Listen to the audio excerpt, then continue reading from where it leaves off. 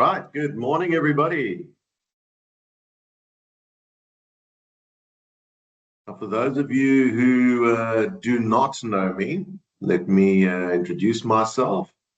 My name's Paul Loyson. I'm an official of SMIEO, and I have been with the organization for quite a lengthy period of time. So today's webinar is titled From Conduct to Charge and Beyond. It's intended to be a how-to guide for members of junior to middle management, even senior management, which is going to assist you in being able to navigate disciplinary inquiries from the time that the conduct takes place or the misconduct takes place, and right the way through to the disciplinary inquiry and beyond. It's important that the and beyond is taken into consideration, because naturally a disciplinary inquiry might not be the last step in the process. If a dispute ends up at the CCMA, then it's important that you followed the correct steps. So the objectives of today's webinar, if my computer would be able to work with me. All right, so by the end of the session today, there's a few important things that we would like to see the initiators being able to do. So the first one is to determine the difference, or distinguish rather, the difference between misconduct, poor performance, and incapacity. They might seem very distinct on paper, but in practice, they can be to be blurred at times. And as will be shown to you a little bit later on, it's important that you identify it from the onset. All right, we're going to empower you to be able to conduct effective workplace investigations, to gather and assess evidence, to prepare charges properly, or enable those that do prepare the charges to prepare them properly. Then also to avoid common procedural pitfalls, and then also to initiate the inquiry confidently. Now, it's very, very important that you understand an internal disciplinary inquiry might seem like a simple, straightforward, almost insignificant matter. You're sitting with a cleaner, for example, who is absent without permission, and you think this is going to be a minor thing. But that's where you're wrong. It's vitally important that you get it right from the onset. And I'm starting off with this point because it's important to realize that you, as members of management who are tasked with dealing with disciplinary inquiries, that there are consequences, and these consequences may be severe. Unfortunately, getting it right is generally a thankless exercise. It's a process which is expected, and you might get a pat on the back and someone telling you, well done. That's the unfortunate reality of it. But getting it wrong can potentially be devastating. So if an internal disciplinary inquiry is not dealt with properly, and that staff member goes to, well, an ex-staff member goes to the CCMA and refers a dispute, the CCMA's maximum monetary jurisdiction for a misconduct dismissal is 12 months compensation. Now that, if you just left it up in the air, might think, oh, it's not, how much can that be? Well, at minimum wage for a 45-hour worker, which is just short of 5,900 Rand a month, 12 months then turns into 70,800 Rand, which is a substantial amount of money. Now that's at minimum wage. But let's say you are dissatisfied with that outcome and you want to challenge the process. You're going to have to take the CCMA Commissioner's decision on review to the Labour Court. That in itself is a lengthy process. So you don't have closure. That process takes approximately 3 years. You can work on an unopposed review potentially taking a year and a half. But my experience is you're looking at around about 3 years. Now, if you want to take a decision on review that is just monetary compensation, then you're still going to have to take that amount, which has been awarded, in this instance, let's say 70,800 Rand. You're going to have to take that out of your cash flow and pay that into a trust account of an attorney. You don't want to pay it into the applicant attorney's trust account or into the trust account of the sheriff. So that money's out of your cash flow and it stays there for the next, call it 2 to 3 years. Then the decision is still in the hands of the courts. But let's say that it's an award of reinstatement. The person needs to come back. Then you've got to pay in security 24 months compensation. That is obviously to protect applicants or litigants who generally are, out of pocket from a company simply litigating them to death, or, then dealing with the process for 2 to 3 years and then saying, oh, sorry, I've run out of money, we're going to shut our doors. So that 70,800 very quickly becomes 142,000. So it can become a very costly exercise. And that's just at minimum wage. Let's assume that you have a high income earner or mid to high income earner, let's say 30,000 Rand per month. Then you're looking at maximum jurisdiction of the CCMA of 360,000.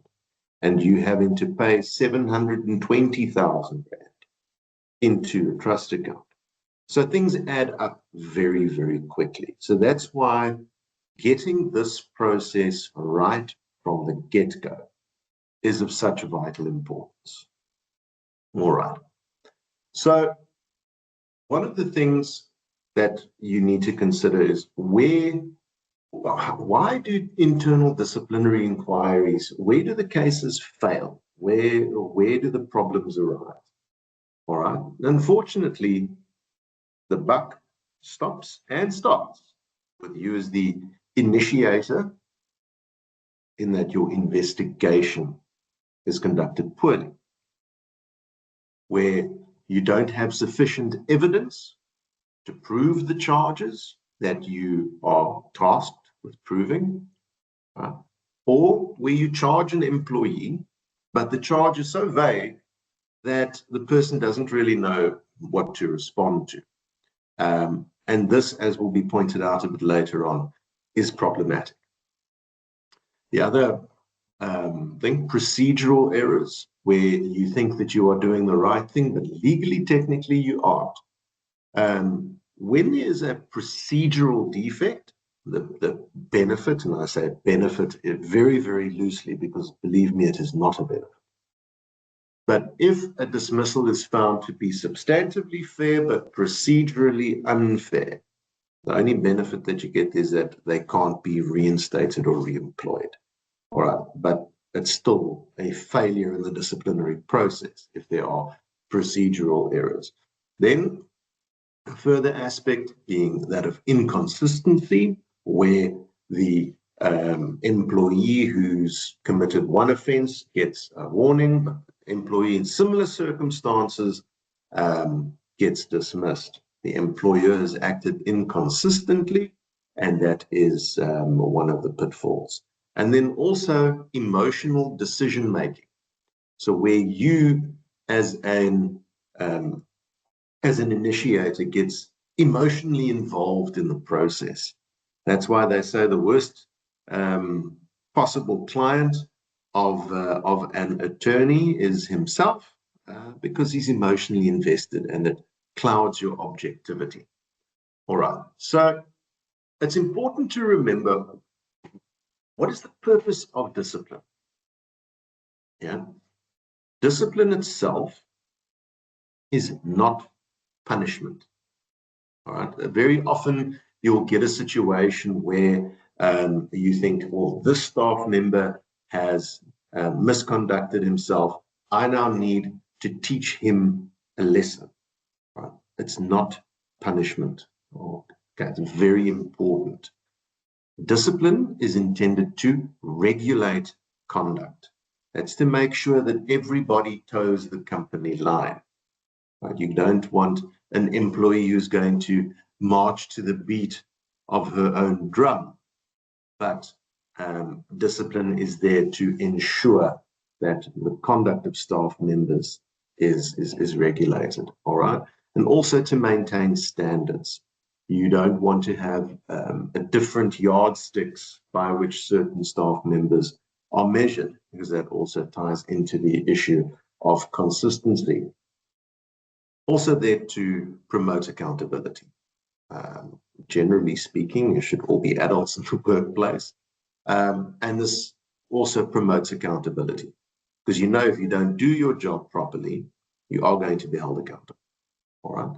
Ultimately, workplace discipline is there to protect the workplace, all right, and to correct unacceptable behavior. So that is vital to understand why you are disciplining the individual. Its primary function is to correct as opposed to punish. Okay. Now, when you are involved in your investigation, you turn into Sherlock Holmes. And your responsibility as manager and initiator of the process, there are a number of issues that you are responsible for. And I pause there to emphasize the word responsible. Okay. Because as I mentioned earlier on, the buck starts and ultimately stops with you and your investigation. All right. So the responsibility of doing a disciplinary inquiry and investigating it and initiating it is serious, even for the most paltry of offenses. Okay. So what is the point of departure? You are responsible to identify the misconduct. Again, it sounds obvious, but as will become apparent later on, it's not really as obvious as one would seem. Okay. Then you need to investigate the allegations. Our investigation is critical, because without investigating it, you can't compile the necessary case to present, and which we as your employer's organization would then ultimately defend at another tribunal. All right. You are responsible for preserving evidence. I cannot tell you the amount of times that I have dealt with arbitration matters where during the course of the disciplinary inquiry, the initiator says, no, we've got copies of the video and we've got this documentation and that documentation. The applicant refers the matter. We object to the CONOP process. 4 months after the disciplinary inquiry, we have the arbitration, or the arbitration scheduled. We say, right, we need the video footage and all of that. Oh no, it's gone missing. We had a flood at the office, or someone stole the file. Very, very important to preserve evidence. As manager, you're also responsible for initiating the disciplinary action. Okay. Then, part and parcel of initiating the process is presenting the employer's case.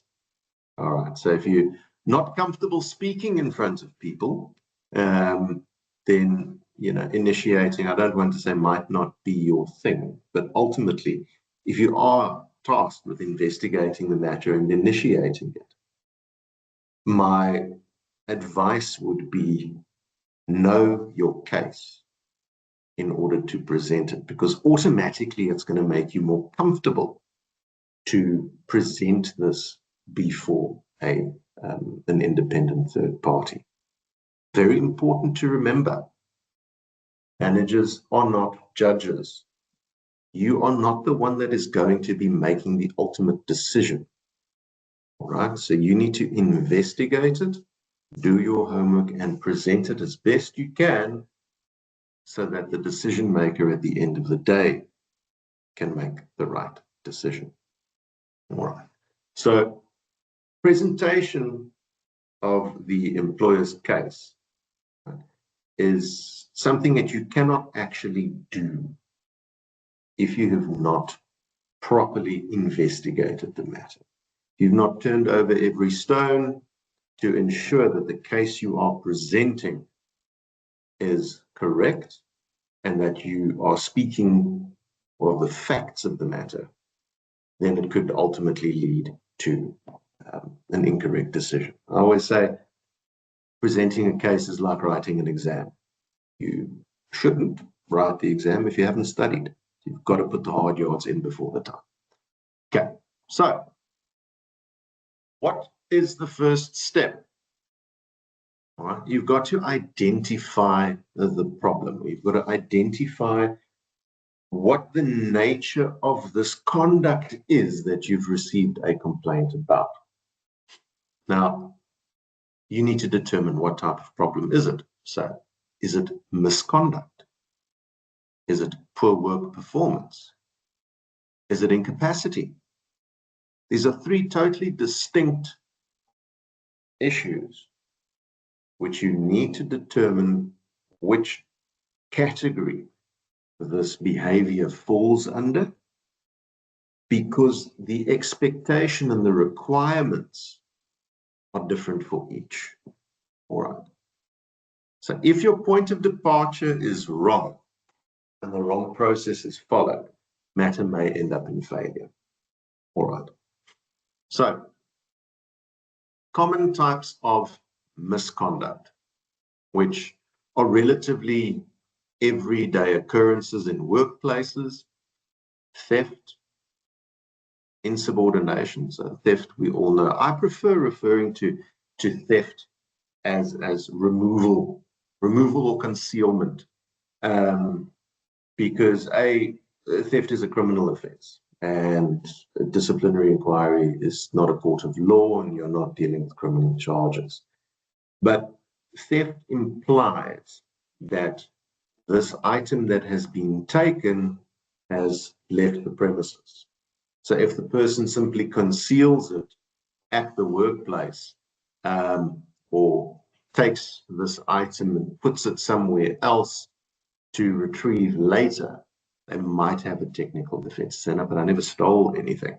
So that's basically where you remove an item, put it somewhere to retrieve later. You've taken it out of the ordinary flow of business. All right. Insubordination is basically defiance on the part of an employee, ordinarily coupled with the giving of attitude, which challenges the authority of your members of management who are authorized to give the instruction. So it's when an employee does not abide by a lawful and reasonable instruction. All right, I see there is a hand up, Rama. If I could just ask for questions, I apologize. I should have done this at the beginning. I don't want to, we've got quite a lot of ground to cover during the course of the process of the webinar. So if you could please write your questions down. We will have a Q&A session afterwards, after we've dealt with everything. You'll see during the course of the webinar, I do put questions to you as the audience to answer. So insofar as that context is concerned, then we can do questions. But if we can please save questions for afterwards. Rama, would that be okay? Sorry, I see that you did put your hand down. If you can just respond with a thumbs up, then I know that's that's ultimately going to be in order. All right. Another common category of misconduct which we encounter regularly is assault. Okay. Harassment, absenteeism, and alcohol-related offences. Right? These are all relatively commonplace. You're going to need to know what each one entails in order to know what case you have to prove at the end of the day. So assault is obviously it's a crime, it's a criminal offence, all right, but it's legally technically defined as the wrongful in a civil sense or unlawful in a criminal sense, as the wrongful application of force directly to the person of another without permission. All right. So that can be misconstrued, but if you're going to go hard down the line of what constitutes assault, then that would be it. We had an incident this morning, in fact, where we were notified by one of our members that there had been a complaint of assault in the workplace. It's a production environment where it's a very noisy workplace, and 3 staff members were standing next to one another. The one was doing something else with the alleged victim of the assault, and the other gentleman literally just went to him and did that to try to get his attention. And this resulted in a complaint to HR. So whilst some people would say that's exceptionally petty, other people would say legally, technically speaking, it does constitute assault. So you as HR or as managers will need to know how to navigate that. All right, harassment is unwanted conduct. Right, that can be sexual harassment. It could be the sending of messages. It could, and it doesn't need to have a sexual connotation. So that's why harassment is specifically there. It can be sexual harassment. It can also be workplace bullying, victimization to a certain degree. So if you perceive continuous repeated acts by a staff member towards you or by a member of management towards you, you could say that, look, you are being harassed at the workplace. So it's important, like I said, to know what's going on. Absenteeism, that's obviously if an employee is not at the workplace when they should be. And then alcohol-related offences. I've just used alcohol-related offences here, but this is also related to narcotics and that type of thing. So it's substance-related offences, it should rather be phrased as. So it's vitally important when you are dealing specifically with alcohol-related or substance-related offences. There is a twofold part of the process which needs to take place. Is firstly the actual physical testing, either of blood or of breath, to determine the presence of alcohol or a narcotic substance. The complication that you have, and which is very often overlooked, is that just because somebody tests positive, it does not mean that they are under the influence. Under the influence means that the person's consumption of this narcotic substance or alcohol has impaired their decision-making abilities. That is the definition of under the influence. So if an employee arrives at your workplace and blows in the machine and tests positive, it does not mean that they are under the influence. And that is very important, because when the charges are drafted at the end of the day, and you don't have anybody to testify that this person had slurred speech, red eyes, was not stable on his feet, was falling about, was aggressive, smelt of alcohol, and you charge that person with being under the influence, that decision at CCMA will be overturned. I will say that as confidently as what I'm appearing before you now. So that information needs to be properly conveyed, and you need to have a proper observation checklist drawn up with a witness together with your test. Okay, vitally important. One of the questions that you need to consider when you are investigating allegations against an employee to determine is it misconduct, a general question is, this behavior, is it at the election of the employee? Did he choose to act this way? All right. Or to act by omission, because also failing to act can be construed as misconduct. All right. Now, the next category is poor work performance. Now, poor work performance happens where an employee is physically capable of doing the job, but they perform poorly, all right? Generally, failure to meet targets. This is particularly so if you are in a sales or production environment. Sales will be a bit more tricky, as will become apparent shortly. Repeated errors. So where a staff member makes the same mistake time and time again. An overly simple example, would be a domestic worker who doesn't clean the house properly, making the same problems, forgetting to do 1, 2, or 3. All right, there are a plethora of examples that come to mind, but that's one of the identifying factors of poor work performance. All right, inadequate output, again. If you're in a production environment and you are, particularly if we do have members in the clothing industry, if you have a machinist who is supposed to have a task or supposed to put out 30 jerseys in a shift and they only put out 10, that can be seen as poor work performance. All right. The vital question is, can the employee perform the job but chooses not to? All right. And that's very different from incapacity, where incapacity has to do with your ability to do your job. All right. Now, that can be on account of ill health, injury, disability, all right, operational incapacity. You can't, do the job as operationally required. And incompatibility. I'm going to touch on incompatibility in a moment.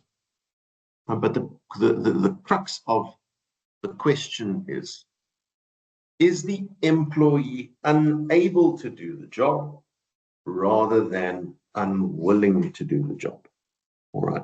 So if the employee physically does not have the ability to do the job, then it would have to do with incapacity. If the employee can do the job, but because of whatever rhyme or reason, they don't do the job, then it could be either poor work performance or misconduct. All right. Now, incompatibility is a new addition to the mix, if I can put it that way, and it is dealt with as an incapacity process. All right. We have a situation with one of our members where there is a staff member who has lodged grievances against all and sundry.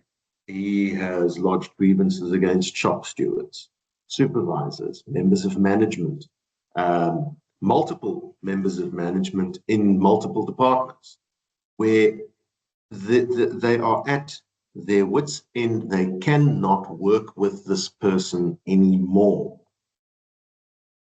But you cannot punish a staff member for going to the CCMA because he's exercising his rights. You cannot do that. And his work is as on point as what it can be. So where does that leave you as an employer? You can't just be expected to indefinitely entertain an employee who is unwilling to actually work together with anybody. So that is the solution to the problem from an incompatibility point of view. All right. Now I'm going to have a bit of a practical exercise where I would just like to find out which process you guys feel would be applicable, given what I've just mentioned, under the following circumstances. Right, first one is where an employee misses or fails to meet his sales target. Any hands up who wants to have the first crack at this?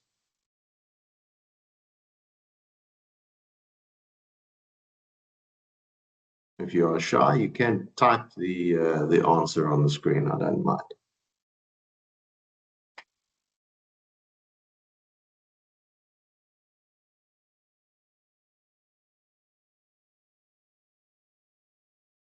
Anybody?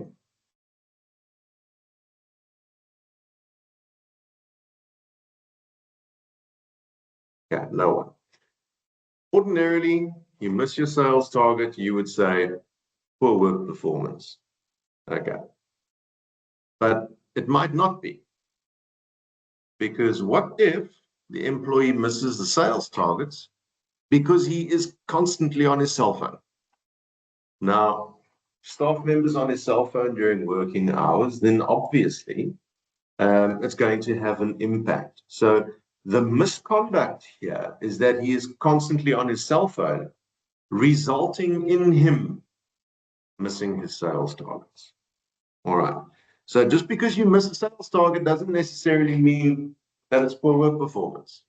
Right? Missing your sales target could just be the after effect of misconduct. But then let's use the same missing of sales targets. But this staff member has tried everything. He makes calls, does all follow-ups, sees clients, but he just cannot get the sale through. That, in my view, has to do with his capacity. It's an incapacity because he just, as an example, my brother is a salesperson and he would literally sell ice to an Eskimo. Very, very good salesperson. I, on the other hand, I do not think that I would quite cut the mustard there. And it's not for want of trying. It is just, I don't have it in me. So, yeah, I think that would then be a case of incapacity as opposed to misconduct or poor work performance.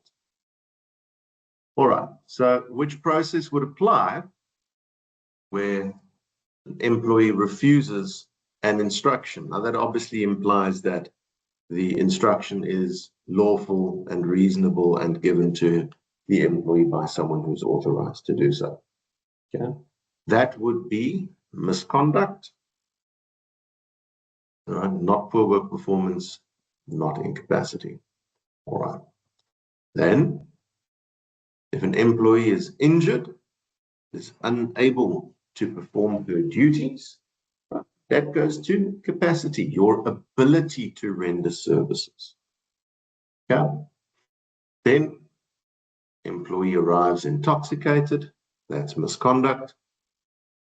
And then lastly, where the employee does not fit in, that is the compatibility exercise that you would have to follow as mentioned earlier on. Okay. Now, understanding the aspects of fairness which the CCMA and our courts look at in determining the sanction that is imposed, be it a warning or be it dismissal. They view it from a twofold lens. All right. Substance and procedure. All right. You've got to tick both boxes, and it is not, particularly insofar as substance is concerned, it is not a checkbox approach. All right. So with substantive fairness, you need to be able to prove that there was a rule or standard in the workplace which regulated the behavior complained of. Because if there is no rule, and the rule isn't a common law rule, for example, like you're not allowed to steal or murder or what have you, if there's no rule, then the employee is strictly speaking not done anything wrong. Okay, so we dealt with a matter not so long ago where the complaint that was raised had to do with intimate relations at the workplace. And there was no rule prohibiting this. So you would not be able to proceed with steps against that employee until such time as that rule has been put in place. All right. Second of all, was it valid, lawful, and reasonable? All right. This is very often workplace dependent. For example, if there is a workplace rule in an office that you've got to wear a hard hat at all times while you are on site, you would think it is totally and utterly unreasonable. But if you flip it over and you are in a workshop where, or you are in a factory where there are overhead cranes and that manner of thing, then it's more than reasonable. Lawfulness, naturally, you can't have any laws that are discriminatory, and they also need to be valid at that point in time. Then, did the employee know the rule? All right. Or can the employee reasonably be expected to have known the rule? All right. So that is if, for example, an employee says, no, but I didn't know that I could only go to the bathroom, once a shift. And you said, but you've been in the employ of the company for 15 years and it's been a standard rule from the get-go. Then you can reasonably say that he should have known about it. But if it's just a rule that was implemented for the first time last week and he does it, then he could safely argue that he didn't know about it. But knowledge of the rule is vital. All right. Then naturally, number 4 is the bread and butter of any investigation or any arbitration. Did the employee breach the rule? Because ultimately, if you didn't breach the rule, if you did not commit the offense, then what are you going to be holding the employee accountable for? All right, so breach is pivotal. That is where your evidence comes in order to find the person guilty. All right. Now, consistent application of the rule, that is again saying you can't have one employee being treated one way, getting a warning for a specific offense, and then another employee ultimately being dismissed for the same offense. Very important when evaluating consistency is it also needs to be a similar comparator. Okay. I always use the phrase, it's not on you to prove consistency. It's on you as initiator and ultimately us as officials at the CCMA to disprove inconsistency. But how do we disprove inconsistency? It's by making sure that the rule is applied consistently in the first place. All right. So if an employee, there's obviously circumstances where you can have different sanctions, where, for example, you've got a staff member who's just started working for you, who's been there for 2 months, and he is absent for on 3 separate occasions. He gets a final written warning and he does it again, versus a staff member who's been with you for 20 years and is absent for 1 day. You're dealing with the same charge, but the circumstances are different. So it could justify having a different sanction. All right. And then also, very important, very, very, very important, is the sanction appropriate? Is the punishment correct and fair under the circumstances? Employee You have a workplace rule saying that lateness is not permissible. Employee arrives at work 2 minutes late. They've been with you for 25 years. You say, there's the door, cheers. That would obviously not be fair. Okay. Then in terms of process, all right, procedural fairness, I'm not going to go through each one of these individually now because I do so a little bit later on in the presentation. But an employee needs to receive notice of the charge that is against him or her. They need to be given sufficient time to prepare. Right? I will deal with this a bit later on. It is not that you must get 48 hours. There's nothing in law which says that it must be 48 hours. You're entitled to reasonable notice.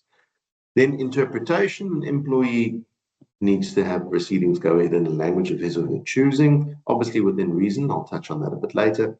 Representation at the inquiry must be given an opportunity to state their case, call witnesses, or cross-examine company witnesses. They must be notified of what the finding is. In other words, are they guilty or not guilty? Because then they also need to be given an opportunity to present factors in mitigation under the or in the event that they are then found guilty. They need to be notified of what the ultimate outcome is. Have I been given a warning? Have I been dismissed? And they also need to be notified of their right to refer. Okay.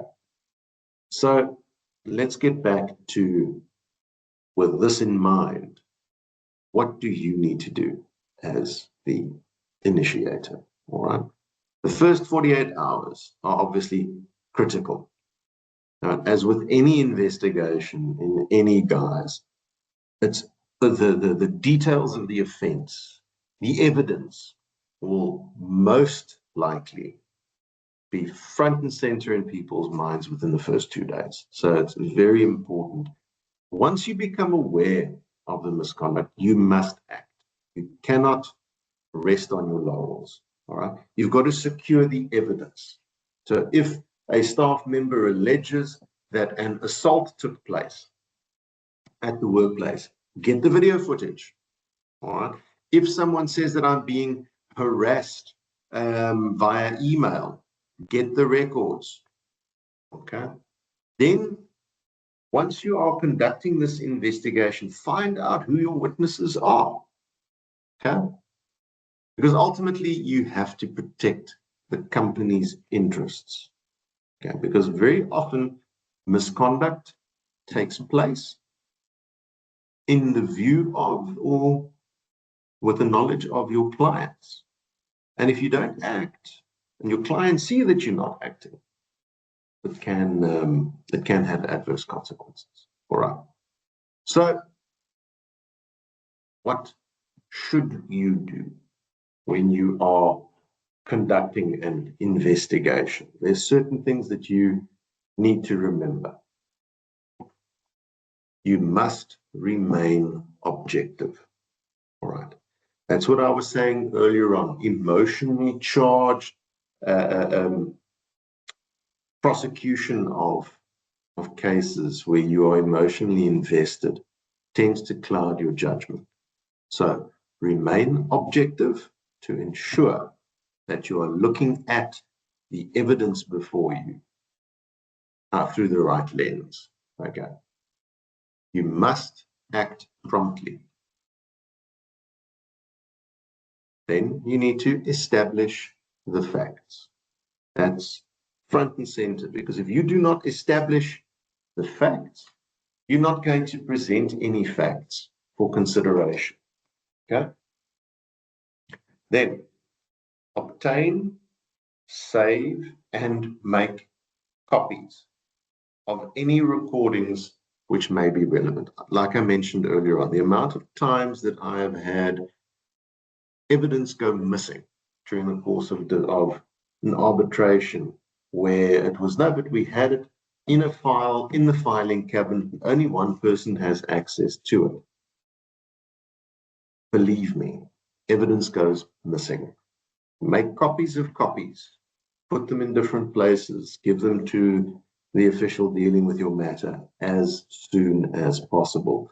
Preferably, particularly in the digital day and age that we are in, scan it in, save it on the cloud. All right. Then remember, witness statements are crucial. Take down what the statement is that this person says, this is what I saw on the day. And if possible, record your statements where you can. So that if a person either tends to forget or they change their version, you can say, but hang on, this is not what you said to me previously. Let's listen to your recording, okay? And then again, and I know I've stressed it a couple of times now, keep your evidence safe. Right? But then in your investigation, what you should not do, okay? Do not predetermine the outcome. Do not predetermine that this person is guilty, right? That goes hand in hand with being emotionally invested in a matter, right? As I mentioned, do not act emotionally. Do not rely on rumors. That is why you need to establish fact. Do not threaten employees or demand confessions. Okay. Let it come naturally. Call people in, have the right discussions, ask the right questions. All right. And then if something does not suit your narrative, don't destroy or misplace evidence. That goes without saying. Okay. Now, there's some fundamental aspects of an investigation which you need to be mindful of. Okay.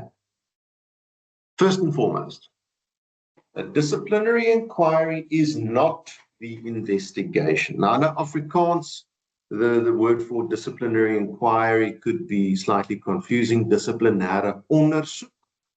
I prefer the term disciplinêre verhoor. So the ondersoek or investigation needs to come first. All right. So while you are busy doing your investigation, you need to find out what happened. All right. I don't know. There was a question there. All right. So you need to find out what happened. No. Need to. All right. There's someone that is not on mute. Is there a question? Why couldn't you check on? All right. I don't know who that is. Tutukani. If you could mute your mic, please. Sorry. All right. So you need to find out what happened, who witnessed it, what evidence is there. Victor, sorry. Thank you. Mute participant. Okay.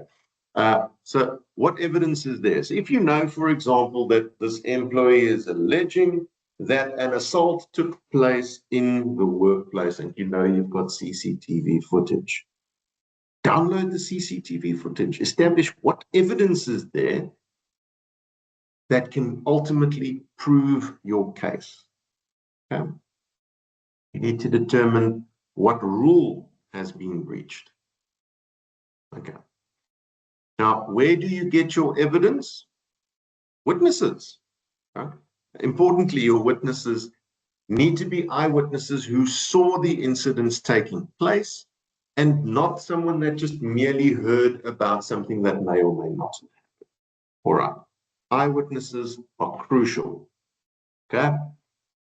Documents. Now, documents include soft copies being emailed. All right. That also constitutes documents. WhatsApp messages. All right. That is documentary evidence. All right. Your evidence, CCTV footage. I've raised a caveat here or a caution. If, and I've had it on multiple occasions during the course of arbitration processes or even disciplinary inquiries, where an initiator has taken a cell phone video of CCTV footage and then says, here is the CCTV footage. That is not the CCTV footage. That is a cell phone recording of CCTV footage.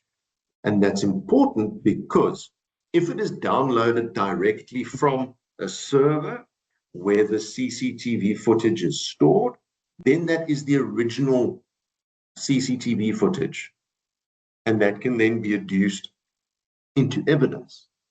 But if you simply take a recording, or where a client takes a recording of what they are seeing on CCTV, then that client is going to need to come and present evidence that this is the video footage that I took on this day at this place, etc.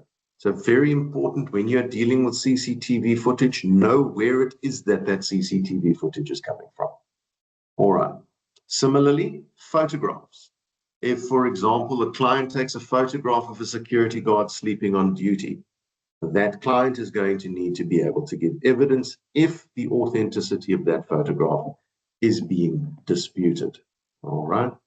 Then attendance registers, clock cards, any hard evidence that you have of this misconduct. I had a matter a couple of weeks ago where staff members were charged with removal, and the client arrived, or the member arrived, with a plastic bag containing the items that had been removed. It ultimately wasn't necessary, but the physical evidence is vitally important. All right. Then your written statements. If there are any written statements, for example, if you're in the security industry, an OB entry is something to have with you to review. All right. Now, on the issue of statements, you get good statements, which you can use, and you get bad statements, which I would very strongly advise you not to use. All right. A bad statement is, for example, this. I think it may have been a week or so ago where I saw someone who looked like Mr. Johnson walking into the canteen. He left and I did not see him again that day. I hear the company car was taken without permission and he was in the area where the keys were kept, so it had to have been Mr. Johnson. People are saying that it was him. That cannot be used because it doesn't give you a time. It doesn't tell you that it was definitively the person. It doesn't say that he's done anything wrong. All right. So that you cannot use. Whereas a good statement would be the following. On the 17th of June, 2026, at approximately 8:55, I was in the canteen when I saw Mr. Johnson. He was looking around constantly. I saw him take a set of keys from the shelf and begin moving towards the parking area. I followed him and observed Mr. Johnson enter the company vehicle, a white Toyota Hilux, and drive off. I did not see him for the rest of the day. That gives you a date, a time, a location, an individual, as well as what it is that he was alleged to have done. So that is a statement that you can use. All right, vitally important to ensure that the statements that you get are comprehensive, and where the information that is coming from your witness is not clear, then you need to be able to either say, I'm not going to use this person, or ask more questions. Okay. Now, you've got different types of evidence.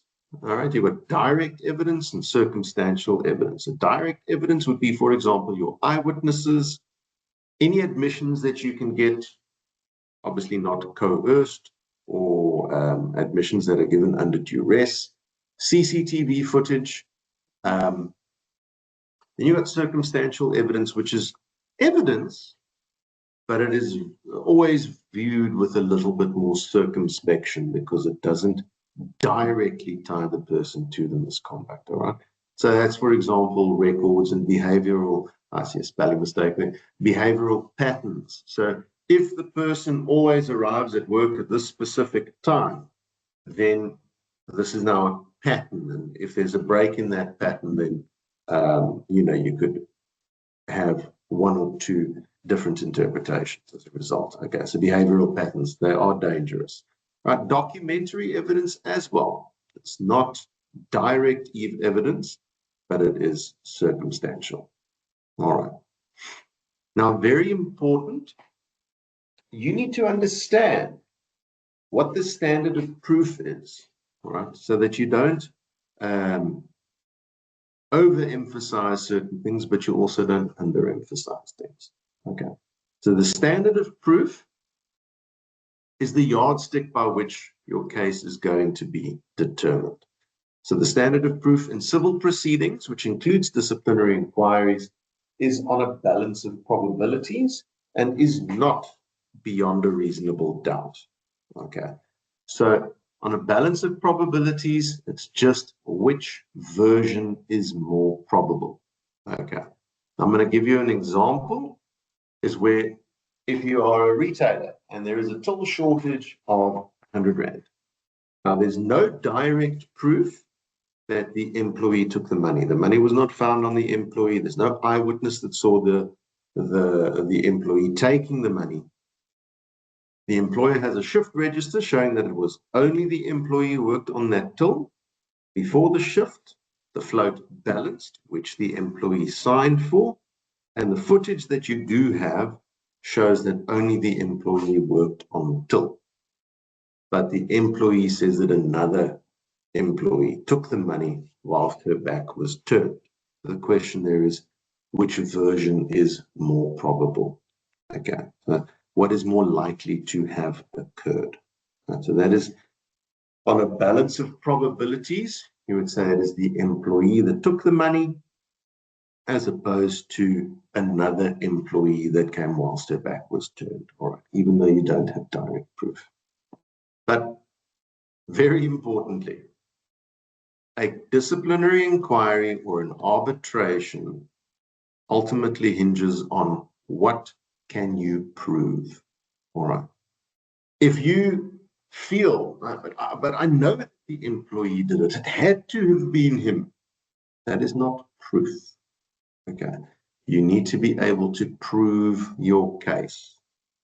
That is why it's vitally important that your investigation is conducted in such a way that you get all of your ducks in a row so that you can prove your case at the end of the day. All right. So now, before you charge an employee, you need to ask yourself, is there evidence? So have you got anything that can prove the allegation? All right. Then, is there a rule? Very often you would think, no, but there is a rule. For example, the issue of romantic relationships between staff members or between subordinates and superiors. You would think that is commonplace. It is actually not. You need to ensure that you know your policies and procedures that are applicable in your workplace to ensure that there is a rule regulating this behavior. Then, did the employee breach the rule? Well, that's, as I mentioned earlier, absolutely vital. Okay. Then you need to determine the appropriate process for the actions. The example earlier on of the employee missing targets. Is it poor work performance? Is it misconduct? Is it incapacity? You need to make the decision accordingly. All right. And then, is formal discipline necessary? So if an employee, if it can be regulated, and remembering where earlier on in the process I mentioned the purpose of discipline is to remedy behaviors, to rectify as opposed to punish. So formal disciplinary measures might not be necessary, could potentially be dealt with by having an informal discussion, a consultation of sorts.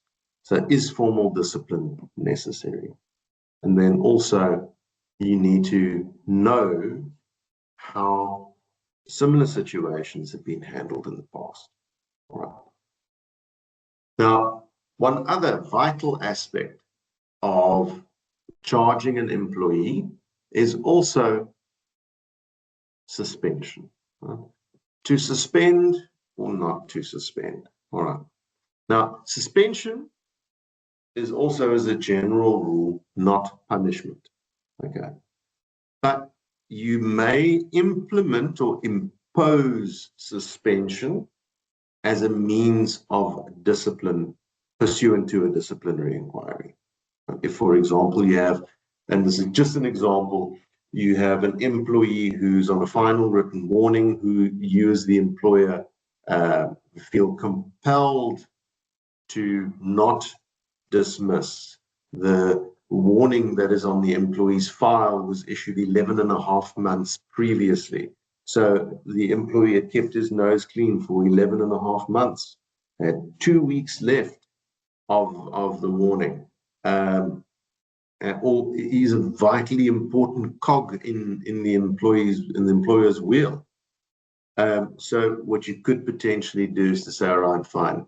In order not to hand out the economic death sentence, you would then say, well, we'll issue you with a suspension without pay. That is, potentially an option. All right.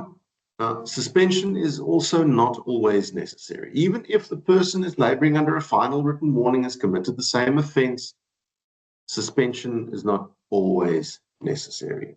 Okay?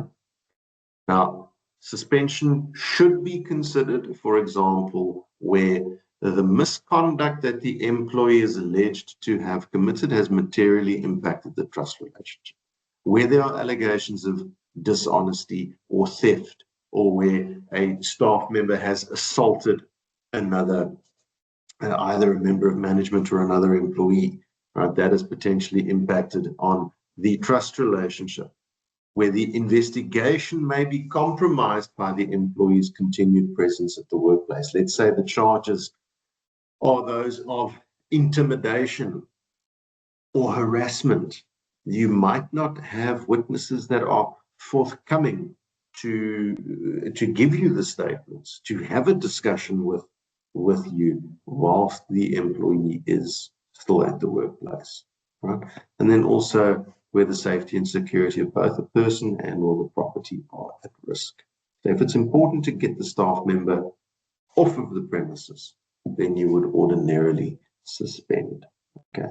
Importantly, suspension before an inquiry is precautionary, right, and is generally with pay. Okay.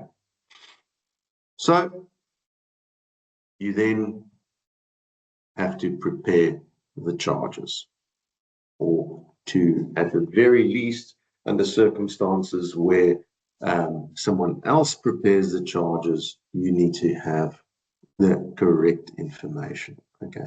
The charges need to set out the details of the offense or offenses with sufficient particularity so that the employee knows what case he has to meet.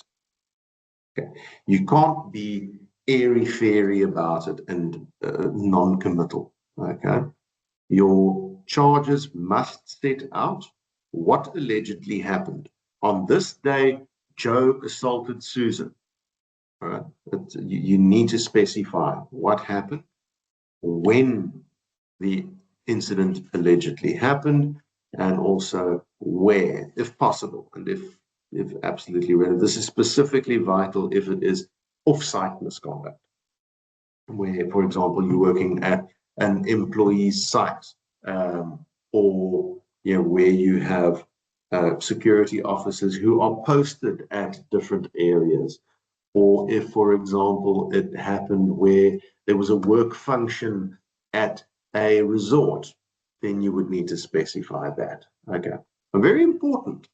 Whilst all of that is being said, you do not need to draft your charges with the same precision as what you can expect of court processes. All right, this is ultimately not your day-to-day job, so you can't be expected to draft your charges with militaristic precision. Okay, all that needs to happen is that the employee should know what he is alleged to have done in order to be able to present a defense. Okay, and when drafting charges, you must always remember to KISS. Keep it short and simple. Right? Don't have overly lengthy charges. Okay. I don't mean to kiss the person that is being charged. Just keep it short and simple. All right. Now, it's important that you also understand that your charges are not evidence. Okay. And you cannot simply read your charge into the record during the course of a disciplinary inquiry and expect that to suffice. Your charge is a charge. It is an allegation of misconduct. It still falls on you as the initiator to prove the charge. Okay. Now, I'd like you to evaluate the following charge and tell me if you think that this would be compliant, all right, or whether the charge would, based on what I have mentioned to you now in terms of the requirements for the charges, whether these would suffice. Right? The employee regularly has a bad attitude. I don't know if any of you think that that would suffice, but in my view, that charge would not suffice. Yeah. Slightly better, but not quite there, is the following charge. On the 17th of June, the employee gave his supervisor an attitude.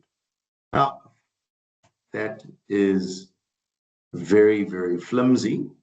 It could work, but I would certainly not advise that you prepare charges like that.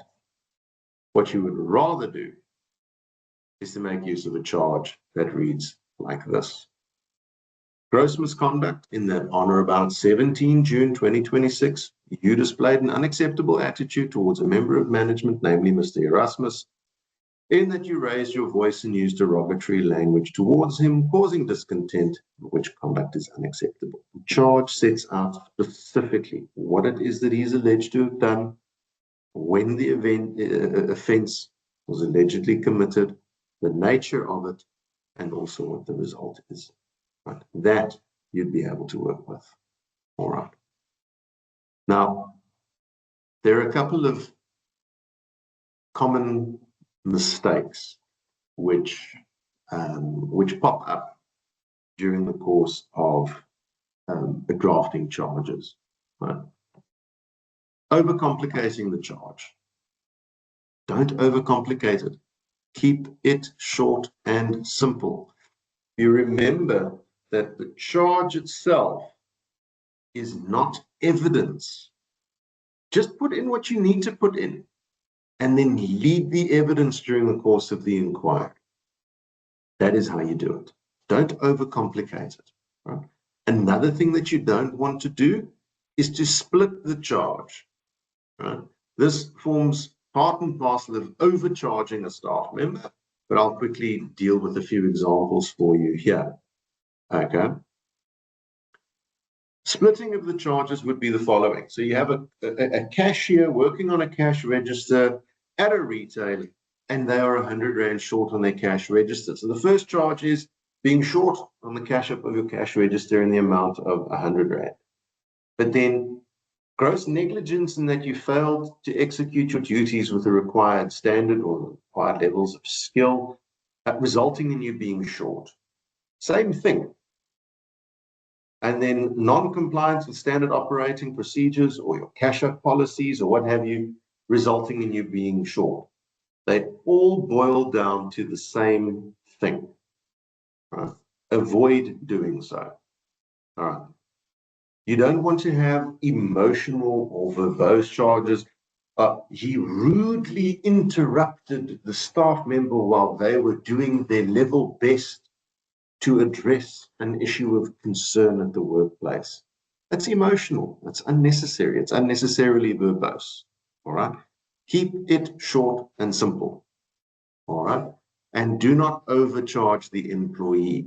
If you have various aspects that you are going to charge the employee on, let's say there are 5 different offenses that are very serious, and one is late coming for 5 minutes. I'm not saying don't charge him for the late coming of 5 minutes, but if you go against a staff member for every single little thing, it is going to give the impression that you are vindictive and that you might potentially be a vexatious employer. All right. So try not to overcharge. Stick to the serious misconduct that that is most relevant. Okay. Then also another thing to avoid doing is to charge without evidence.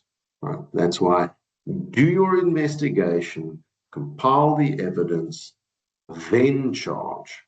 All right. Now, ensuring procedural fairness.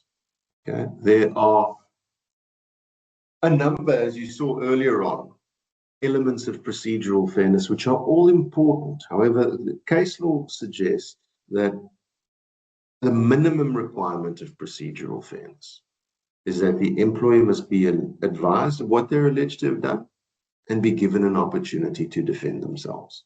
All right. So that's the minimum, but we obviously do not subscribe to minimums. We make sure that in order to limit your risks, we advise doing the process properly. So what do you need to do? You need to give reasonable notice. Now, that's why I mentioned earlier on, there is no hard and fast law that says you must give a staff member 48 hours notice. You are entitled as an employee to reasonable notice. So if, for example, this is a case of late coming, absenteeism, that manner of things, simple, and you get a day's notice or a day and a half's notice, yes, they can ask for more time, but the question ultimately is the notice that has been given reasonable under the circumstances? You are a farmer and you have just caught a farmhand stealing milk. Are you really going to say, okay, fine, you can go home, I'm going to pay you for 2 days until such time as we can get a chairperson in? If you can reasonably justify saying, but I caught him red-handed, there are witnesses, here's the HR who I reported the matter to, we had the hearing on the same day, he knows exactly what it was about, then that could be defensible. But if you are a financial manager and you've been charged with cooking the books and it is 5 years of SARS submissions and that manner of thing, then giving you 2 days notice might be insufficient. So it's what is reasonably necessary under the circumstances. Okay. Then employee should understand the charge or charges that have been leveled against her. If necessary, get an interpreter in to interpret the charges. Because as I mentioned earlier on, the employee needs to know what they have been charged with so that they can present their case. All right. Now, employee should be allowed representation. I'm going to come back to representation in a moment on the how-tos and what to do under these circumstances. Okay. Employee must be given a chance to plead to the charge. Now, this is more something that the chairperson of the inquiry is going to attend to. So don't break your head over this too much. It's just knowing that this is part and parcel of the process. Employee must be given a chance to give his version of events, must be afforded an opportunity to call witnesses. This is also vitally important. If an employee indicates to you that he wants to use Sam and Joe as his witnesses at the disciplinary inquiry, don't send Sam and Joe on a delivery on the day of the inquiry, right? Because then it could be an issue later. All right. The employee must be notified of the finding. In other words, has he been found guilty or not? Must be given an opportunity to present factors in mitigation of sanction. Must be notified of the verdict. Should be notified of his right to take the matter to the CCMA or bargaining council. That is a right. You cannot not notify. Okay. Now, representation. If you go and you issue out the notice of inquiry to the employee and he says, I want to have an attorney, or I want to have a trade union official to represent me at the inquiry, do not, I say again, do not tell him that that person is not going to be allowed in. Don't. What do you do under the circumstances? You advise him that in terms of the notice, he is entitled to representation by a colleague or co-worker who is available during the course of the process. If anybody other than that, that person is going to have to come and ask to be his representative. Okay, do not, as a point of departure, say, sorry, you are not going to be allowed to get that person in. All right. So then, let's say, notwithstanding, very importantly, you do mention to the employee then, he said, if that person comes, he needs to bring an application. But if he is then chased out by the chairperson, not by the employer, but by the chairperson, then the employee still needs to be ready to go ahead with the case. Because then what you don't want to happen is he's not notified of that. He gets to the inquiry, the person is chased away and he says, no, but I need a postponement. I thought my representative was going to be allowed. All right, very important. Then, if the employee arrives at the disciplinary inquiry and he's got his attorney or his trade union official with him, don't chase the attorney or the trade union official away. Don't tell them you're not allowed on my premises or what have you. Okay? Invite them in. Because then what's going to happen is the chairperson is going to start with the process and he's going to introduce everybody. The attorney or the trade union official is going to be there saying, right, why are you here, sir? No, I'm here as the employee's representative. Then you as initiator stand up and say, Chair, I object to external representation. That's it. Then the chairperson needs to say, okay, fine. So there's an objection. You need to bring an application to justify your presence at the disciplinary inquiry. And then that person's going to have to go about explaining why this matter needs an external representative. Now, ordinarily, if it's a shop steward, for example, the trade union official is going to stand up and throw Schedule 8 in your face and say, no, in terms of Schedule 8, Item 4, trade union shop stewards are entitled to representation. It does not say that. Right. All it says is that employers must afford an opportunity to the trade union to consult. So they need to be notified of action against the shop steward. Right. So there's no automatic right to representation by a shop steward or by a trade union official, even if the employee is a shop steward. Okay. So listen to the submissions that he makes, because again, having a staff member who is charged with late coming versus having a financial manager who's been charged with gross negligence in the execution of his duties relating to SARS audits and that type of stuff. You're dealing with two vastly different realms here. The question is it reasonable to expect this person to proceed in the absence of representation? All right. So blanket bans against outside representation are potentially dangerous, but you need to know how to manage that when it does arise. Okay, so don't chase them away from the onset. Invite them in, object. Very important. You must object. Because if you don't object, the chairperson cannot do it for you.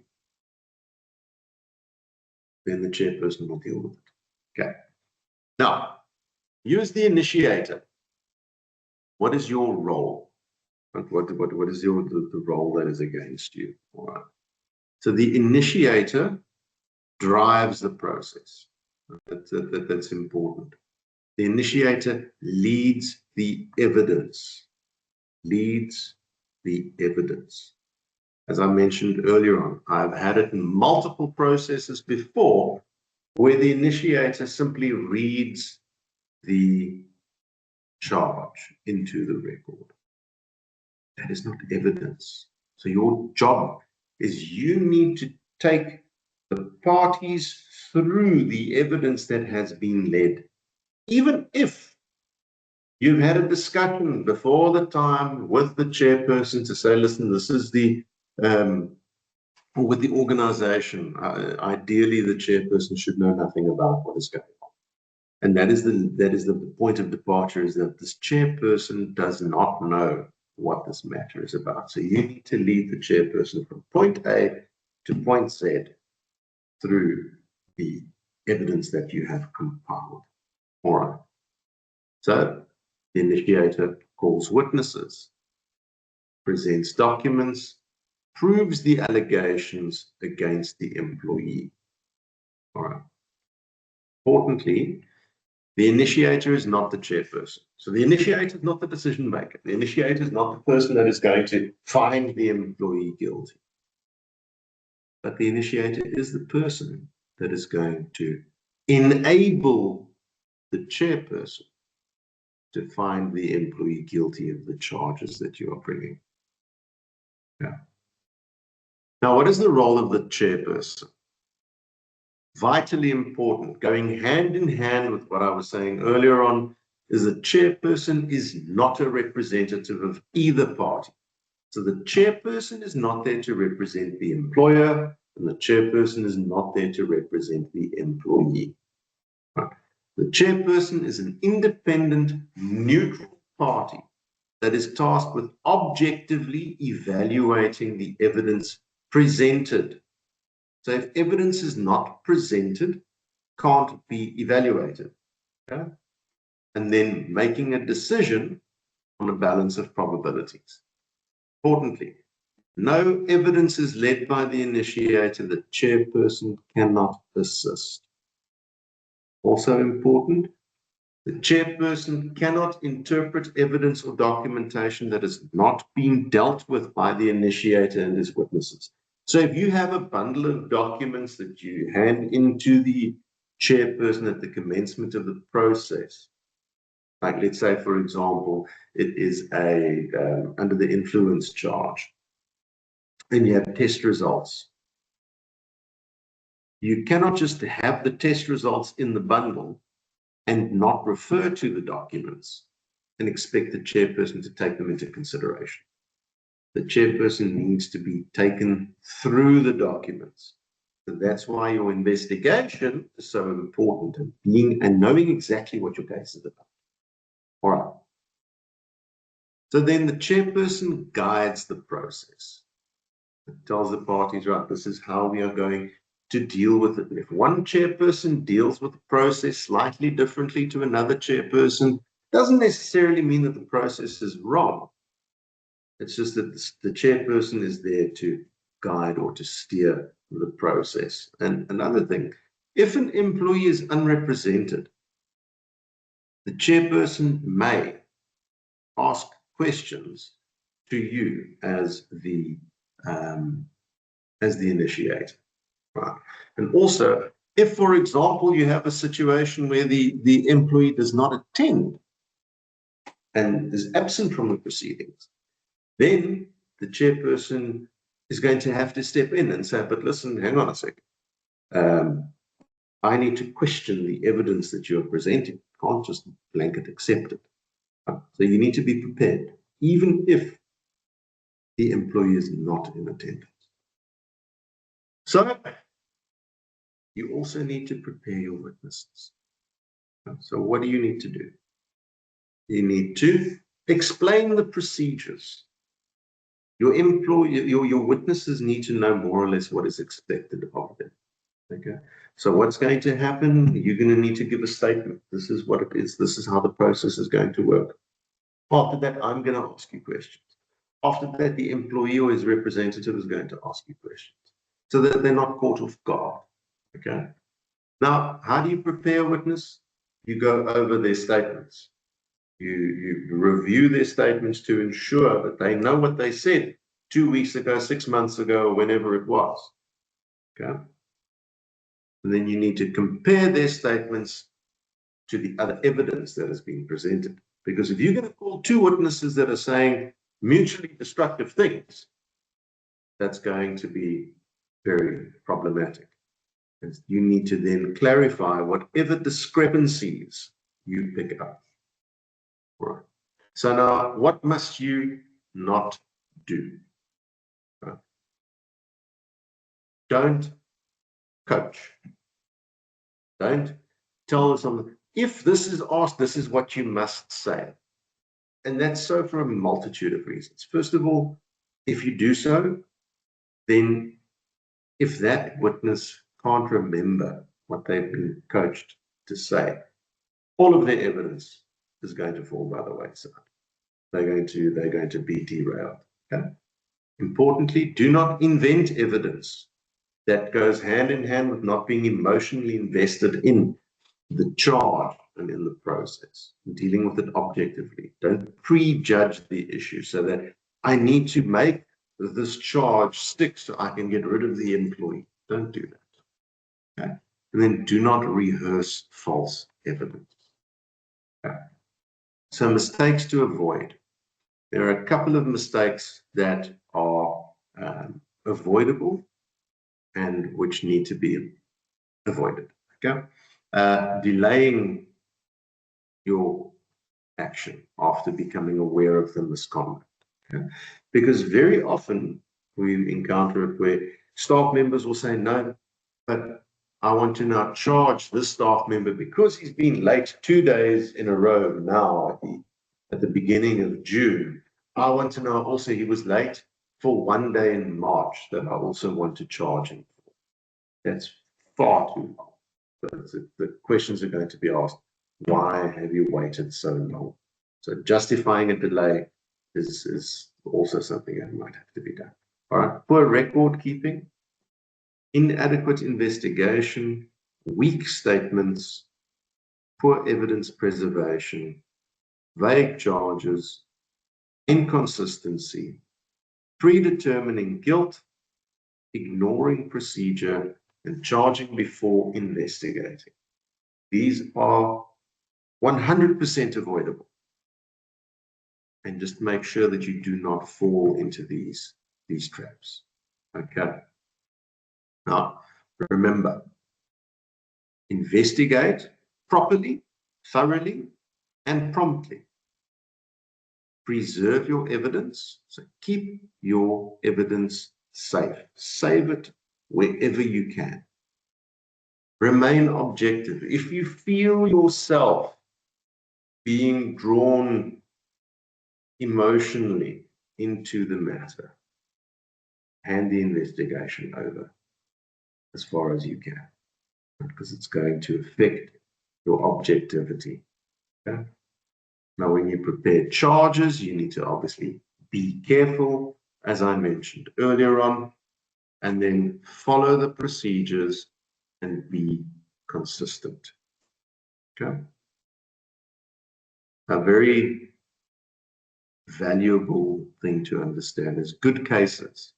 The best cases that I have ever done at arbitration, those cases were built before the employees were even charged. They were built at the investigation phase. So good cases are built long before the disciplinary inquiry even commences.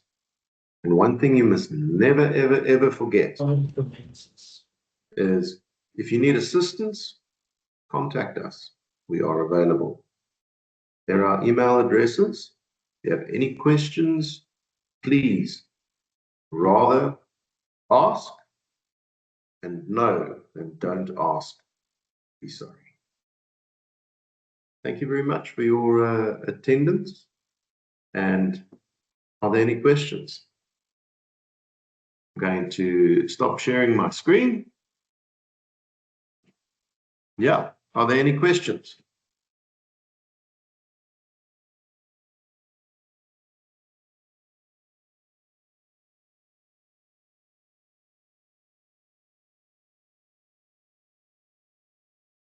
All right, Rama, thank you very much. I will, what I will do, I will make sure that the link to the recording, I'll ask says Ray to see if he could share the actual webinar itself, the recording, which will have the slideshow in. I did notice one or two spelling mistakes, which I'd like to clarify, but then we'll sort that out. Not a problem at all, Rama. You did have a question earlier on. Have I canvassed your question in the subsequent part of the webinar?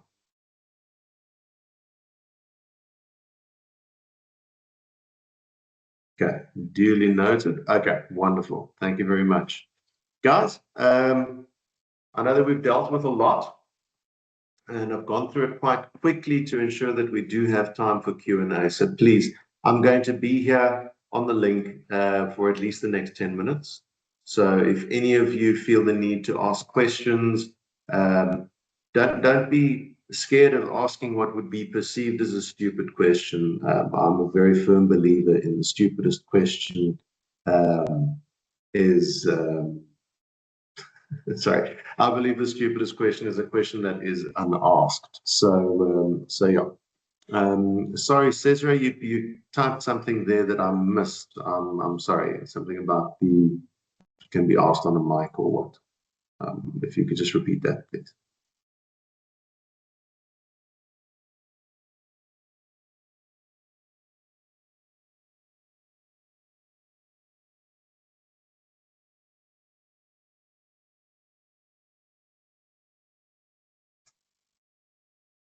Okay, how to handle a case. Let's see.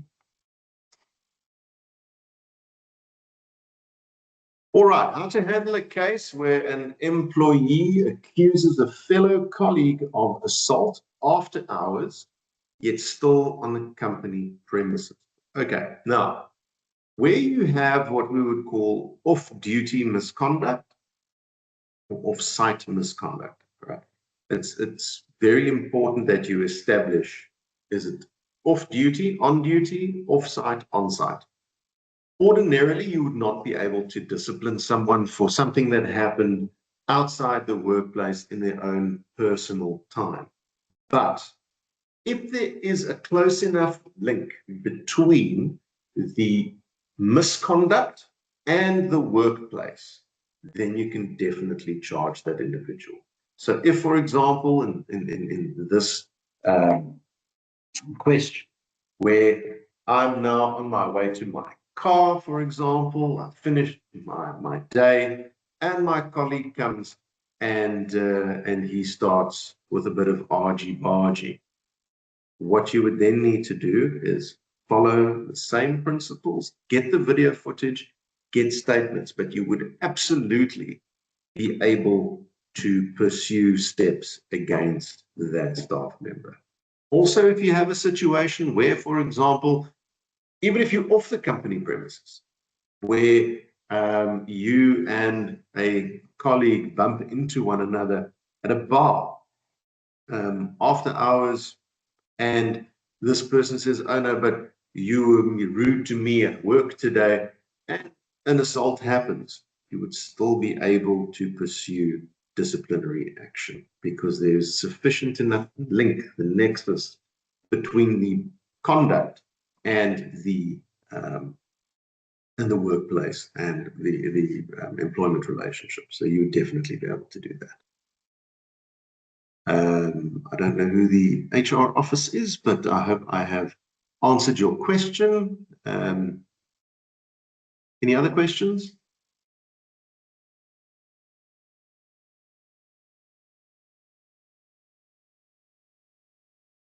Okay, Mary, thank you very, very much. Duly noted.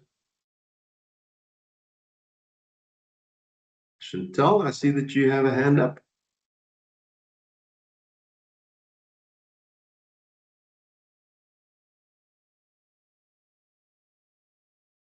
Chantal, I don't know if you are if you're muted, I cannot hear you. So if you could maybe type your message on the chat box, then I'll address your question.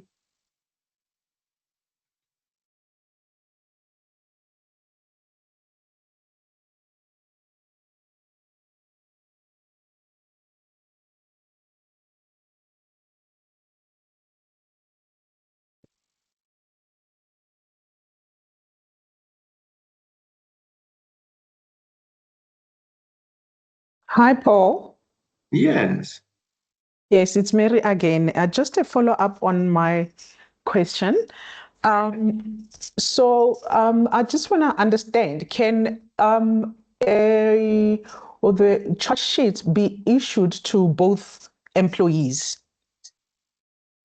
That is a very interesting question because let's say, for example, the allegation is that I was at work and my colleague just came out of the blue and punched me from behind. Mm-hmm. And the footage establishes that there's no altercation, no nothing. Then you might only charge the one.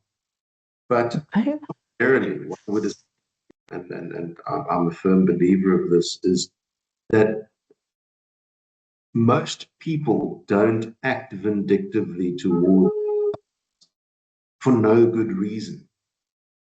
Yeah. So if there was a preceding issue that, all right, Chantal, I'm going to deal with your question now. I'm busy dealing with Mary's question. So it's always safer, naturally, do your investigation, ask the questions, review the footage, get witness statements, speak to the people that were involved. But if it is apparent that only one person is at fault throughout, and again, don't prejudge, always firmly of the view, rather charge the employee and find them not guilty.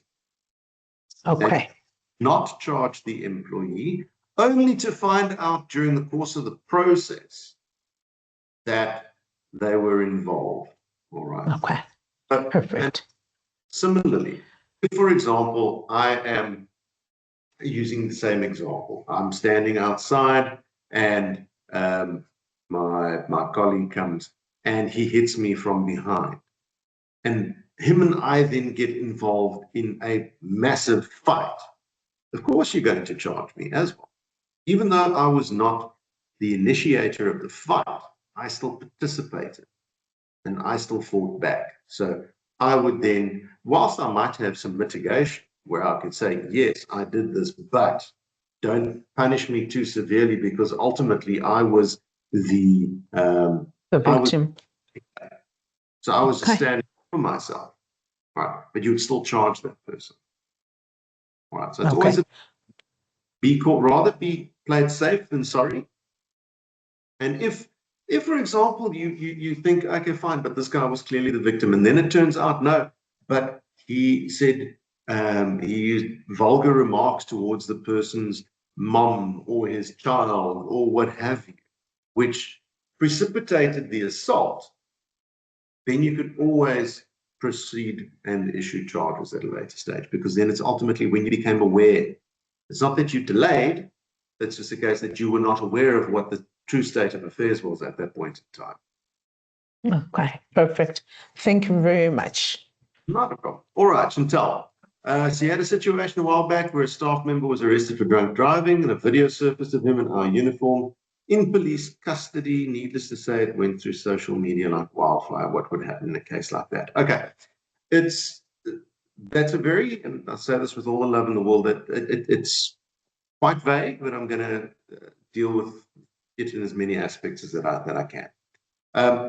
If it is a staff member that has now shared this this video of the colleague that is now, in handcuffs and in the custody of the police, then you would need to have a look at what your social media policy says, because obviously that is a form, that person's the perception is his good name is going to be affected.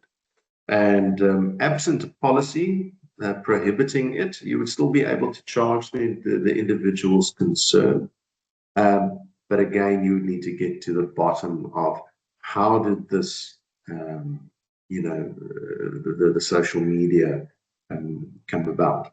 because ideally, if it's being arrested for drunk driving, if it was someone that was in the car with the person at the time, was it after hours or what? So you would need to investigate, see where this came about. How did this message start spreading? For example, we had a matter, actually the arbitration was last week, where a member of management was recorded using the K word. And that spread like wildfire. And, ultimately it landed a member of management in hot water. But, where it is something that is of disparaging nature, such as this, which is an employee being caught for drunk driving in his own personal capacity, has got nothing to do with the workplace. But if it is that he is on duty or that he's in company uniform, then you would definitely be able to say, all right, fine, well, you were under the influence or you tested positive for alcohol, resulting in your being incarcerated or arrested or what have you. So you'd be able to charge. I assume that that's also the other aspect of your question, Chantal, is can you then, it's to do with the social media and how that had exploded, but also what do you do with the employee who brought the company's name into disrepute. So that's that. Bringing the company's name into disrepute is also a consequence of misconduct. Okay, so customers informed you of the video on Facebook. So that under those circumstances, you would bring the charge, and it also depends on the circumstances surrounding the drunk driving and what have you. So yeah, that's that. I think if I remember correctly, we did a webinar not too long ago. I don't know if it dealt with this specifically, but we do have a Facebook page where if you go to Facebook, you type in SMIEO, go to organizations, our link is there, and it will have access to all the webinars that we have done. And if your answer that you're looking for is not contained in one of those, please feel free. Let's have a quick look. Possible to get a text copy of procedures. MTA's procedures are workplace, not necessarily workplace specific, but procedures. Are you talking about procedures of disciplinary inquiries, or are you talking about workplace policies and procedures? Because obviously workplace policies and procedures are workplace specific. You would have your own internal rules which deal with your organization as such. So what might be relevant for your industry might be different to another workplace. So just insofar as that is concerned, that's something that you would need to do. If it's just in terms of the procedures during the course of a disciplinary inquiry, I'll make sure that that we upload a copy of the ordinary standard flow of a disciplinary inquiry onto our Facebook page. I see that the our social media links have now been posted in the chat. And Natasha, let's quickly have a look. I'd like to know, in a situation where a manager was presented with a grievance, is there a predefined outcome or warning? Does it depend on the situation? Okay, now a grievance. You must remember grievances, not a problem at all, MTRs. A grievance is almost a precursor to a disciplinary inquiry, but it is different because grievances are there where staff members feel dissatisfied about the behavior of other staff members. Not to say that the other staff member has committed misconduct, but for example, I feel aggrieved because my colleague wears high-heeled shoes to work and they make a very, very loud noise because we have concrete floors at the office. I'm just using an overly simplified example. Or I feel aggrieved because my staff member has sworn at me. So ideally, what you would do with a grievance is you firstly need to determine what is the grievance about, right? So that you know who this grievance relates to, and you have a grievance process, which is very different to that of a disciplinary process. A grievance process is not there to ultimately result in punishment. It is there to determine, are there sufficient grounds stemming from this grievance that I can then charge the employee and then ultimately have this person either disciplined or dismissed. Okay. First prize in any grievance is the resolution of the grievance. So the grievance is, I'm unhappy because of 1, 2, 3. I'll use an example. We had a matter at a member of ours where 2 staff members were unhappy with the way that the other one was treating them. They were both having bad days. They just wanted apologies and mutual respect. So I said to them, is that what you want? Is that what you want? Yes, right. Shake hands, apologize, say it's not going to happen again, and be on your way. That was it. Case closed. So when a grievance is about something very serious, let's say that I feel aggrieved because a colleague is making me feel uncomfortable with sexually orientated remarks, actions, commenting about this or that. That is very serious. So there you would need to naturally convene a grievance inquiry and then ultimately push on with further steps. Okay, so let's quickly have a look. I see there's another couple of other questions. Rights of an employee charged, representative, or a lawyer in the hearing.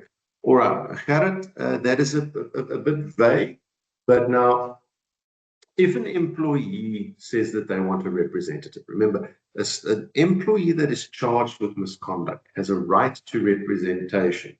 But obviously, that doesn't mean that he's now going to get Advocate Harry Nell to come and represent him, right? Because it's an internal disciplinary process. So I assume that you're not going to have and what have you representing you. So surely it would be prejudicial to use the employer to allow an employee to have a seasoned veteran represent him or her, and you're left in the lurch. But an employee has the right to be represented by a shop steward or a co-employee. He has that right. So if it's also if he says, no, but my chosen shop steward is not here, sorry, that's not my fault. You need to ensure that your representative is available. So I'm entitled to representation, okay? And if it's someone outside, then that person needs to bring an application to say, I want to represent Paul because of 1, 2, 3, 4, 5, and then use the initiator will have an opportunity to object and say, but I dispute this. It's not a complex matter. It's simple, straightforward. He was late, and that's that. So yeah, if his application for representation by an attorney or by a trade union official is successful, then that person is going to sit in throughout the hearing, ask questions and such. But importantly, if his application for representation is successful, then I don't think it would be unreasonable for you to then ask for a postponement in order to get representation of your own. Okay. So let's see, can I book and dismiss an employee working at a fuel station for contamination? Right, Takalani, that all depends. It all depends on the circumstances. If that employee were to then go and intentionally contaminate a fuel tank, then I would very seriously recommend that you suspend him, charge him, and dismiss him. But importantly, you cannot simply go up to an employee and tell him, cheers, you fired. You have to follow process. So again, it's going to boil down to what evidence you can present. If he says, listen, I attached the nozzle as instructed, and it's not my fault that it was contaminated. The guy that was driving the truck told me that it's diesel and not petrol, and I attached it to the diesel tank, and the connectors and the hoses and everything lined up, and it's not his fault, then you're going to be hard pressed. But if it's clear, then you would be able to charge him, definitely. All right, but it's, again, you need to investigate the misconduct and know what evidence you're going to present in order to pursue charges. All right, let's see, just to go back with regards to CCMA, if the company loses the CCMA matter is appealed, staff wants to know, what would that mean? We'd have to until the matter is resolved. No. Okay, let's quickly clarify one or two things. A CCMA arbitration award by a commissioner is not appealable. It is only subject to judicial review by court. Okay. So I do understand the thrust of your question is not that, but it's important to understand because the processes are different. An appeal, you'd be able to still go in, lead evidence, and have the person consider something else, where a review is just an overview of the evidence that was led. So that is why it's vitally important to have all of your evidence there in order to say that this person did 1, 2, 3, 4, 5. Here's the video footage. He's not allowed to do this because here's his employment contract that specifies this. Here's the policies and procedures stipulating that. Here's the email. Here's the video footage. Here's the witness. If that's not done, the judge is going to look at the matter and say, well, based on the evidence that was before the commissioner, I don't see how any other finding could have been reached. All right. Because the threshold is the decision taken by the commissioner one that no other reasonable decision maker could have arrived at, given the facts. All right. And there's also a second issue pertaining to if it's jurisdictional or not. I'm not going to go into that because that's sort of not part of this process. But now, if you go and you lose an arbitration and the arbitrator awards reinstatement. Now, it's very important to understand reinstatement is the primary relief that is envisaged by the Labour Relations Act. So that is front and center. Obviously, they're there to attempt to secure and to protect employment. You have the right not to be unfairly dismissed. So obviously, keeping the continuation or continuity of your employment relationship is front and center. Okay. So if an employee says he wants to come back, he wants to be reinstated, and the commissioner awards reinstatement, you're going to have a very, very compelling reason as to why the employee cannot be reinstated. Oh no, but I put someone else in his position. That's not going to cut it. You need to have very compelling reasons. Now, if ultimately the person is reinstated, you're not going to be reinstated in terms of the award. Oh no, you need to go back to work tomorrow. It's generally within 2 to 3 weeks. What you then do is you notify the staff member, we are intending to take the matter on review. Or you don't notify them, you just file your review. You've got 6 weeks after you become aware of the arbitration award to file an application for review. Now, an application for review does not suspend the operation of an award. So if you just choose to do nothing after you have filed your application for review, you could find the sheriff knocking on your door in a couple of weeks or a couple of months' time. Okay. So to suspend the operation of the award, you need to then set security to the satisfaction of court. That's what I was referring to earlier on about paying money into a trust account. So if the award is for payment of compensation only, then all you need to do is to pay that amount of compensation into the trust account. But if it's a reinstatement, right, this person's supposed to come back to work. They're supposed to be earning an income. So then you need to pay 24 months compensation into the trust account, right? But it suspends the operation of the award. So therefore, he's not going to return pending the outcome review. Okay. So yeah, you would not have to take them back. Ultimately, if the person wins on review, and this is one of the big pitfalls of review applications, and I've heard of a matter where a matter had been successfully reviewed by both parties and referred back to the CMA twice, and the commissioner that dealt with the matter was dealing with a dismissal that had taken place 8 years previously. So it does take time, but the concern that you then have is if the ultimate award is for reinstatement, you're going to be liable for back pay for 8 years. So be mindful of that. Okay, Mpule, let's have a quick look. What can you do as an HR officer if a manager abuses his or her power to book employees? You just instructed as the HR to book the employees.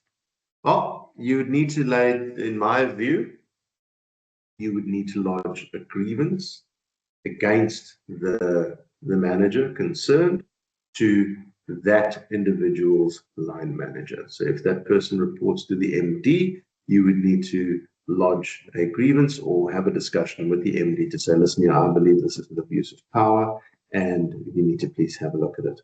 If you feel unhappy about it, follow the formal channels. Your disciplinary code or your workplace policies and procedures should make provision for grievances. You're obviously not going to refer a grievance to the person who you are lodging the grievance against directly or against his or her subordinate. You would lodge it to the next person in charge. So that's what I would recommend that you do. Okay, let's have a look and see. I think that is everybody thus far. Yeah, if there are any other questions, please let me know. We have our email addresses that I did put up on the slideshow. We have got our social media links on the chat box. So yeah, are there any other questions? Let me quickly have a look here. There's Q&A here. My apologies. Give me 1 second before I. Okay.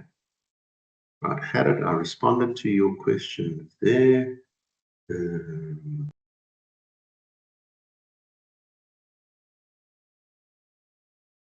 Right, there we go. I think that's all questions. Guys, thank you very, very much for your attendance.